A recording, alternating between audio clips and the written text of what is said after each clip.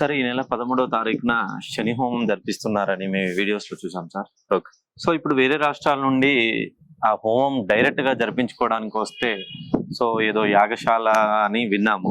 So అది ఎక్కడ ఉంది సార్? ఇప్పుడు మీరు చూస్తున్నటువంటి ఈ మొత్తం అపార్ట్మెంట్ అంతా 30-40 మంది ఫ్లాట్స్. ఓకే.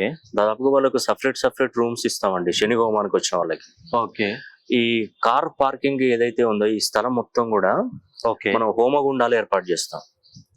ఈ హోమగుండాలు ఏర్పాటు చేసి ఇక్కడ ప్రతి ఫ్యామిలీకి 4 చక్కగా భార్య పిల్లలు చక్కగా రావచ్చు.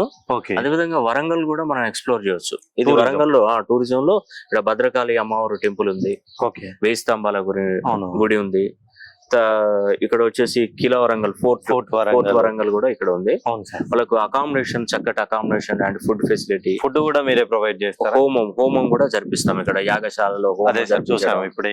ఈ ప్లేసెస్ అంతా కూడా చాలా అద్భుతంగా ప్రశాంతంగా మనం ఎక్కడికో మంచి చక్కటి ప్రశాంతమైనటువంటి వాతావరణానికి కూడా ఉంటుంది. ఏం లేదండి, మీరు ఎప్పుడైనా కూడా ఈ 13వ తారీఖు వచ్చినప్పుడు రైల్వే స్టేషన్ లో దిగడంతోనే మన ఆఫీస్ నంబర్ లో కాల్ చేస్తే మన వాళ్ళే పికప్ చేసుకుంటారు. ఓకే. మార్నింగ్ వస్తారా, మధ్యాహ్నం వస్తారా, ఈవినింగ్ వస్తారా, మీ ఇష్టం. ఈ వివరాలన్నీ కూడా నేను ఆఫీస్ వాళ్ళతో మాట్లాడతాను.